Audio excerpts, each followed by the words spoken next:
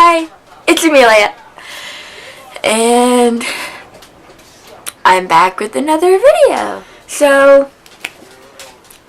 in this video, I guess I'm gonna do a little bit of a story time kind of thing. So, ever since I moved back in March of last year, 2018, my mental health has gone down a very steep hill of down. I know that's a horrible way to explain it. In October, I was with someone, and I'm not going to go all into detail about like what has happened with the people or whatever, but I had a suicide attempt. I'm not going to say what I did or what I took.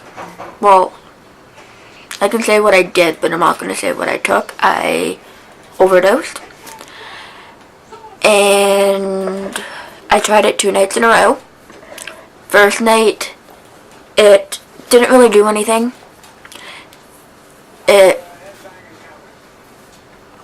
did stuff, but it wasn't life-threatening, and I kind of just ignored it and didn't do anything about it.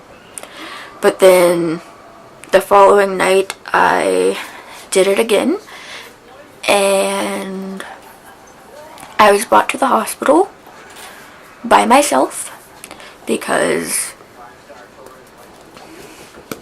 some men are very cruel, and yeah, basically he didn't want anything to do with me because I attempted. And that night I honestly could have died. So, going on from there, I came home for a couple days, and then I went to a women's shelter that I stayed there for about 2 weeks, I think it was, and then I came back home, and I attempted again, and I was then hospitalized here in my town, but I live in a very small town, so my hospital does not have a psychiatric unit. It's just like, it's a hospital, and it's basically old people that are dying. But I was in here for probably almost 2 weeks too. And then I saw my psychiatrist. It was my first appointment with my psychiatrist, and he transferred me to the city hospital, which did have a psych unit, and I was in there for 8 days. Now, the way that I was treated when I was in there was pretty horrendous by the doctors and the nurses. I was told, well, usually every time I go to seek help and I talk about what is going on, they are pretty quick to say, oh, it's BPD.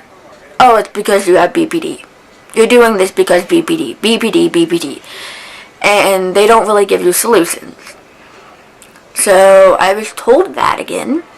I was told that my mental illness, which is BPD, borderline personality disorder, was at the most extreme rate that it could possibly be, and that basically they had no help for me. So, like I said, I was there for 8 days. I was very up and down. I was still not doing good. The day that I was made to be discharged, the night before, self-harmed in the psych ward by things that I found, and I was in observation for the night. And then that following morning, I saw my doctor, and he told me that I was ready to be discharged. I told him that I was not. He told me that I didn't have a choice, that they couldn't help me, that I needed to be out in the community, and that I had to go home. So after I was told that, I kind of had a breakdown, and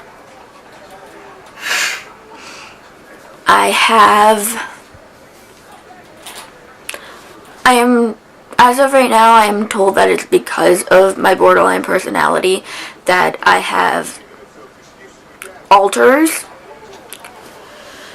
And one of the alters, which name is Mia, came out, and she was not very happy. And I don't really remember these things, but I am told by my best friend that these things have happened. I was apparently on the phone with her, and I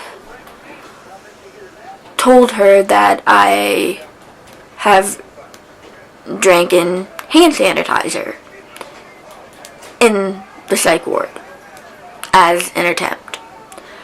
She was on her way to come get me.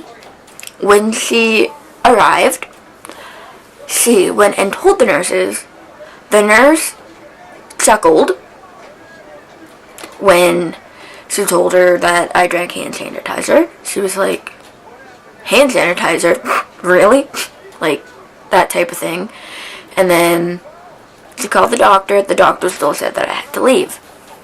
And I told the nurse, if I leave tonight, I will kill myself. And she simply told me that it was my choice if I wanted to commit suicide. That they couldn't do anything about it. That it was my decision. And then I was discharged. And I was left. I was with my best friend. I didn't want to come home because I was honestly feeling very, very, very suicidal. And I felt like if I came home, I would do it. So we didn't come home. We stayed in the city. We basically walked around the city all night. It was probably about minus 20 with the wind chill that night. And we were only in, like, I was wearing, like, a fall jacket and leggings, and she was in a sweater and a skirt, I believe. And we were walking around all night, basically trying to figure out what the heck to do.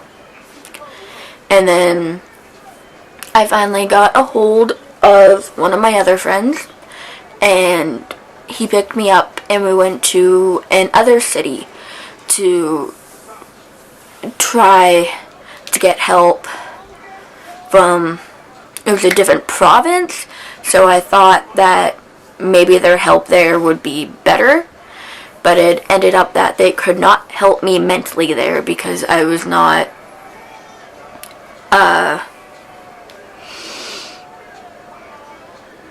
civilian of Nova Scotia. So I stayed there all night, and then I was sent back to the city, my province's city, and I saw a different psychiatrist. And once again, Mia came out. I was also on 0 hours of sleep. I had not had my medication. Like, I don't remember this. I just know by what my best friend tells me. I was basically freaking out. They told me that they couldn't help me again. Like, I had to go home. I wasn't going to be admitted, that I was beyond help, and blah, blah, blah. And I actually almost got arrested. Because I was apparently just going crazy. Like I said, can't really go into further detail because I don't really remember it. But, yeah. And then I was discharged. And again, I didn't know where to go because I didn't really want to go home, but I had no choice. I had to. We went to the mall for a while, and that was actually the day that I the first time that I met up with my now currently boyfriend once again. Yeah. And basically told him everything that happened. Like, he wasn't happy. We hung out at the mall for like hours until my best friend Jessica's sister could come pick us up and take me home. So, oh yeah, also while I was in the psych ward, I punched the wall a bunch of times and almost broke my hand. 10 out of 10 do not recommend. But anyway, I don't really know what else to say about this. I know I probably sound way too kind of cheerful right now for what I just talked about, but better than crying, I guess. So that was a little bit of a story time. I can go into more detail if you guys want me to, but basically, mental health in New Brunswick freaking sucks. But it is what it is. I have no choice. Like, it is what it is, and it sucks. But hopefully some of you guys can relate to this, or you've had kind of the same things happen, or I don't know. I'm just talking. I'm letting it out. That's what this channel is going to be about. So stay cheerful. Stay cheerful. Yep, from the boyfriend. Hashtag boyfriend life. Hashtag boyfriend life. He's out in the kitchen. I have a cat. Yeah. So, I guess I'm going to end it here for this one. And I shall be back with more. I can even go into more detail about being in the psych ward and all that lovely stuff. But anyway, I'm going to go for now. And hope you're all doing good. Trying to keep on keeping on and keep that smile, even though it's very hard sometimes. But yeah. Okay. I'll see you guys in the next one.